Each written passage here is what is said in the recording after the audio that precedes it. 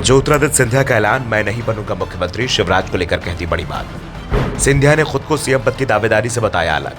बहुमत मिलने पर विधायक दल और बीजेपी संसदीय बोर्ड तय करेगा सीएम का नाम। ज्योतिरादित्य सिंधिया ने मध्य प्रदेश के सीएम शिवराज सिंह चौहान को लेकर बड़ा दावा कर दिया है। सिंधिया ने कहा है कि मध्य प्रदेश में बीजेपी शिवराज सिंह चौहान के नेतृत्व में चुनाव लड़ रही है। उन्होंने कहा, वैसे तो बीजेपी सामूहिक नेतृत्व में चुनाव लड़ रही है, लेकिन इसमें सबसे बड़ा भाग शिवराज सिंह चौहान का है।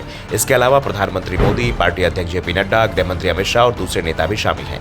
संकेत साफ है कि बहुमत मिलने पर शिवराज का ही दावा सबसे ज्यादा मजबूत माना जाएगा। इसके साथ ही सिंधिया ने भी यह साफ कर दिया है कि कोई भी चुनाव आसान नहीं होता। न हमने कभी चुनाव को लाइटली लिया। अगर ऐसा होता तो ऐसी मेहनत करता जो 4-5 महीने से देख रहे हैं। सिंधिया ने दावा किया कि उन्हें पूरा भरोसा है कि ग्वालियर चंबल रीजन में इस बार बीजेपी को जबरदस्त समर्थन मिलेगा।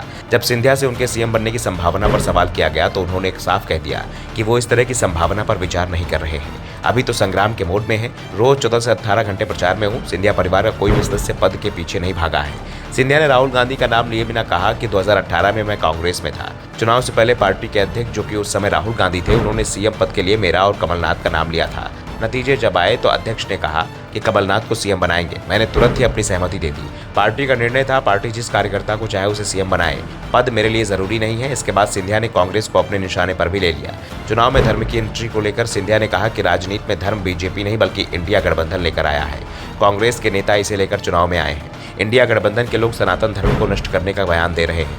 कांग्रेस के नेता ही समर्थन कर रहे हैं। किसी ने विरोध नहीं किया है। विरोध बीजेपी की ओर से किया गया है। और अब जब चुनाव सामने है तो कांग्रेस को डर लग रहा है और बीजेपी पर आरोप लगा रहे हैं कि हम सनातन पर बात कर रहे हैं। हम भारत माता के सपूत हैं। सनातन को नष्ट करने की बात करने वालों के विरुद्ध चट्टान की तरह खड़े रहेंगे। सिंधिया ने राम मंदिर का जिक्र करते हुए कहा कि भाजपा के अनेक योद्धाओं का सपना था। प्रधानमंत्री नरेंद्र मोदी ने 2014 में इसे संकल्प में परिवर्तित कर दिया और अब देश में भव्य राम मंदिर बनकर तैयार होने वाला है। सिंधिया ने बीजेपी में हाल ही में हुई बगावत को लेकर कहा कि पार्टी में कोई बगावत नहीं हुई है। 8 से 10 नेताओं ने पार्टी छोड़ी और ये कोई नई बात नहीं है।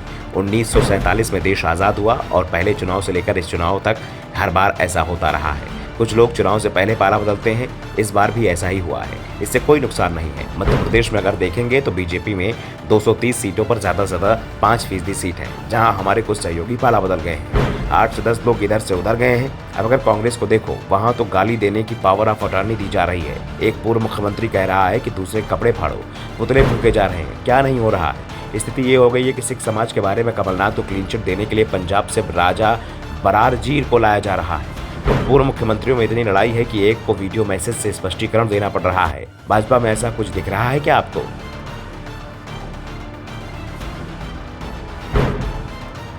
Bureau report, the Navdarpan news.